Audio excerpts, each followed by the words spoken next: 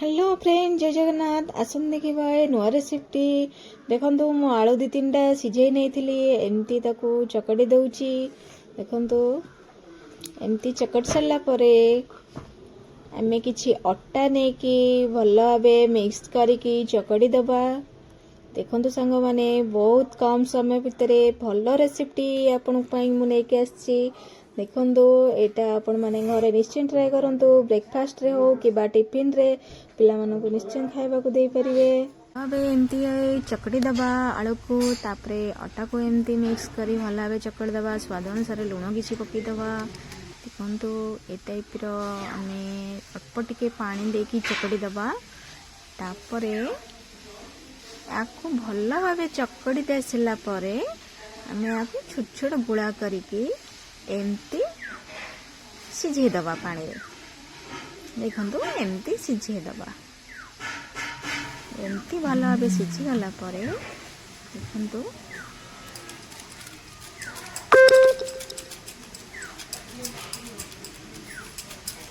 देखु सांग मैंने यहीटा को मुझे ही रखी थी यहाँ को वीडियो मु पछर पकई देखु एमती ही हल टिके करदेवे भल सिझीगला आम प्लेट को काढ़ीदबा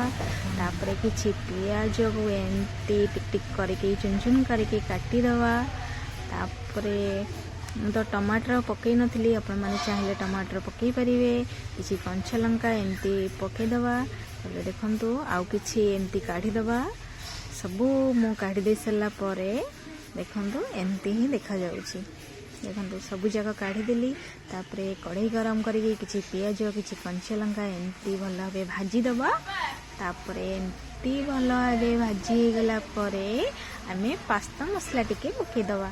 पास्ता मसला टिके पकई सारा तापरे किसी सोया सॉस किसी चिली सॉस किसी टमाटर सॉस एमती पकईदबा देखु भल भाव मिक्स करदबा पानी रो तो किसी आवश्यक नहीं तापर जदि आपण कड़ाई टिके लगी तापर टिके पानी दे पारे एमती सोया सॉस टिके पकईदेली सोया सॉस पकईला एमती कलर ही आसीगला तार तापर चिली सॉस टिके पकईदेली तापर एमती सब गोली सारा पास्ता को एमती पकईदेली पास्ता को एमती पकई सारा देखु भल भाव एमती मिक्स करदबा देखु केते सुंदर देखा आउ एमती भल भाव गोलैदबा मुझे पानी दे देइथिली पछरे मु भाविली टिके टाण हो कि काले मुझे अल्प टिके पानी दे देइथिली एमती ही पानी टिके दे देला परे एमती फुटीजिवो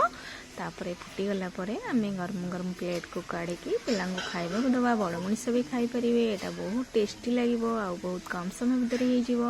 होदी मो रेसिपी आपण मानक भल लगे निश्चय लाइक कमेंट शेयर करेंगे आ सब्सक्राइब करने को तो जमा भी भूलें प्लीज सांग मैंने सब्सक्राइब निश्चिंत करेंगे रही आउ गोटे रेसिपी नहीं आसबि मो चैनल को निश्चय सब्सक्राइब करूँ रही जय जगन्नाथ।